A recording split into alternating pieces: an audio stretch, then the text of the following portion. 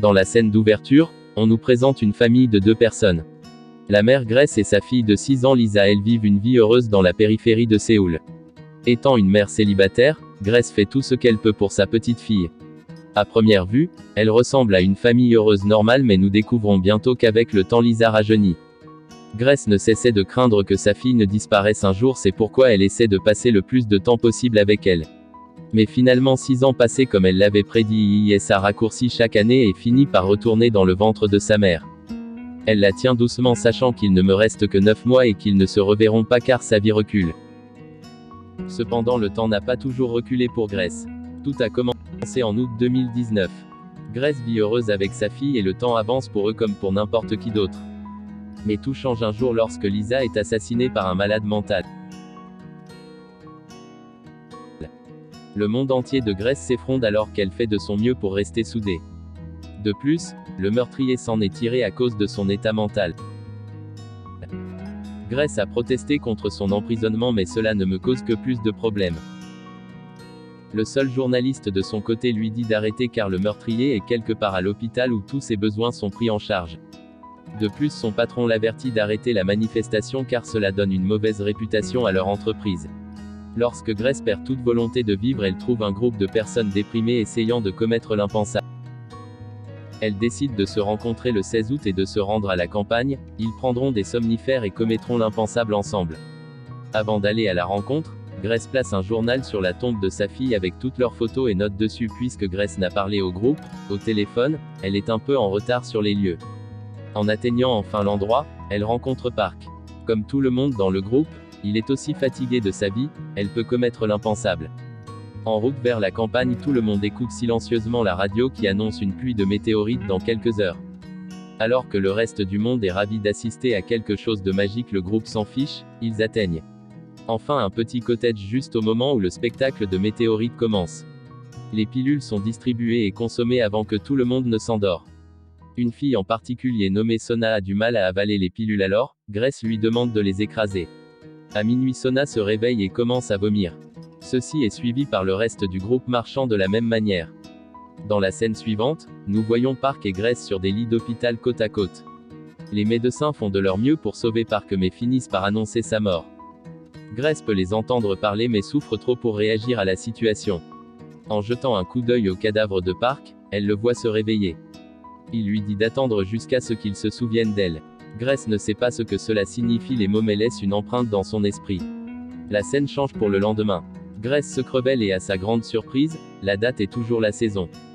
Elle est censée rencontrer le reste du groupe dans quelques heures même si elle se souvient qu'ils sont tous morts la nuit dernière. Grace le considère comme un rêve et fait tout ce qu'elle a fait hier parce qu'elle sait où ils sont censés se rencontrer.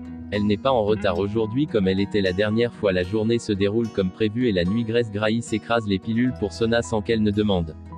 Cela lui fait encore croire qu'elle ne rêvait pas.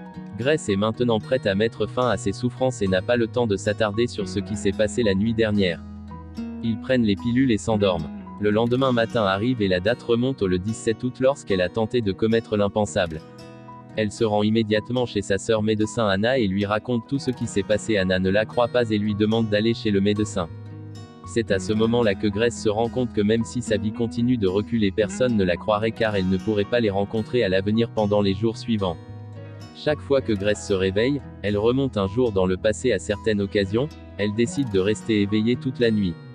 Mais dès que l'horloge sonne à midi, elle est miraculeusement transportée dans son lit.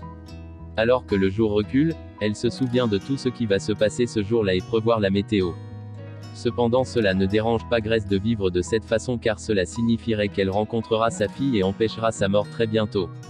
Au fil des jours, Grace devient de plus en plus en colère contre la personne qui a tué sa fille. Avant que la petite fille ne revienne à la vie, Grace veut tuer le meurtrier. Puis, elle se rend à l'hôpital, où il est admis et tente de l'étouffer à mort. Elle ne s'arrête que lorsque par contre dans la chambre de l'hôpital, révélant que le meurtrier est son père malade mental, il ne se souvient pas de Grace parce qu'il ne vit pas dans le passé comme elle mais il semble reconnaître son visage dans une certaine mesure. Grace est tellement choquée qu'elle s'enfuit sans dire un mot. Quelques jours plus tard vient le jour des funérailles de Lisa. Grace n'est pas à moitié aussi triste qu'elle était la dernière fois sachant qu'elle aura bientôt la chance de sauver sa vie. Elle refuse même de mettre une photo de Lisa sur la tombe. Il est ensuite révélé que lorsque Lisa est décédée, elle était en voyage scolaire avec son professeur et ses amis. Ainsi, lorsque Grace se réveille le lendemain matin, la première chose qu'elle fait est d'appeler l'institutrice de Lisa lui demandant de garder un œil sur la petite fille pendant les prochaines heures. Après cela, elle se précipite Séoul dans la station balnéaire où séjournent les étudiants. En chemin, Grace s'assure également d'appeler la police et de leur parler d'un homme fou essayant de sa vie. Ailleurs, nous voyons Park prendre soin de son père David, un malade mental. Parti avec son père depuis quelques années, on a tout ce qui se passe dans sa vie. Ce matin, alors que David refuse d'entrer dans la maison, Park le jette brutalement dehors espérant qu'ils ne se reverront plus jamais. Au même moment, le professeur de Lisa s'endort et la fille se dirige vers la piscine et rencontre David. Ils vont dans une petite ferme près de la station et obtiennent des œufs. David dit qu'il les apporte pour son fils et est heureux d'avoir trouvé la petite fille comme amie. Mais en essayant de traverser le bassin, les œufs tombent à l'eau. David entre pour le récupérer mais derrière lui, Lisa tombe dans le grand bain et commence à se noyer. David fait de son mieux pour la sauver lorsque le policier et Grace arrivent en même temps. Grace retrouve sa fille vivante et elle avait de soulagement. Elle veut que David soit arrêté avant que Lisa ne lui dise que David est son ami qui l'a sauvé. Grace se rend finalement compte qu'elle avait protesté pour la mauvaise chose parce que David n'a jamais été responsable de la mort. Un peu plus tard, Park vient chercher son père regrettant de l'avoir traité comme il l'a fait le matin. Grace le reconnaît encore une fois, essaie de discuter avec lui mais il la traite comme une étrangère avant de s'éloigner avec son père. Le lendemain matin, Grace se réveille en larmes en voyant sa fille dormir à ses côtés. Plus tard, Lisa demande à sa mère d'arrêter de pleurer. En écrivant dans le journal partagé celui que Grace a laissé sur la tombe plus tôt, il est alors révélé que le journal a voyagé dans le temps et contient tout ce que Grace a écrit à la vie. Les jours se transforment en moins alors que Grace vit avec sa fille. Même s'ils vieillissent en arrière et qu'elle s'inquiète de la disparition de Lisa après quelques années, elle est heureuse d'avoir passé plus de temps avec elle. Les années passent et bientôt Grace revient en 2011. Alors qu'elle est enceinte de 9 mois de Lisa après avoir accouché, elle tient Lisa pendant quelques minutes supplémentaires sachant que c'est la dernière fois qu'elle rencontre en personne. Comme elle l'avait pensé le lendemain, elle est de nouveau enceinte, ce qui est difficile car elle finira par perdre le bébé et redeviendra elle-même plus jeune. Avec le temps, Grace fait la paix avec le fait qu'elle ne reverra plus jamais sa fille. Puis un après-midi, elle trouve une lettre au dos du journal. À sa grande surprise, il y a un message de Park où il s'excuse auprès d'elle pour la mort de sa fille et se blâme parce qu'il a laissé son père seul ce jour-là. Il s'avère qu'il a écrit cette lettre un jour avant de décider de commettre l'impensable. Il a visité la tombe le même jour et a gardé la lettre dans le journal que Grace a laissé. Lorsque Park et Grace se sont rencontrés le 17 août, il a été choqué car il savait qu'elle était la mère de la fille décédée. Grace se souvient des derniers mots que Park lui a adressés, il lui a demandé d'attendre jusqu'à ce qu'il se souvienne d'elle. Elle se rend compte qu'elle doit le retrouver et lui faire se souvenir du futur mais ils sont morts ensemble.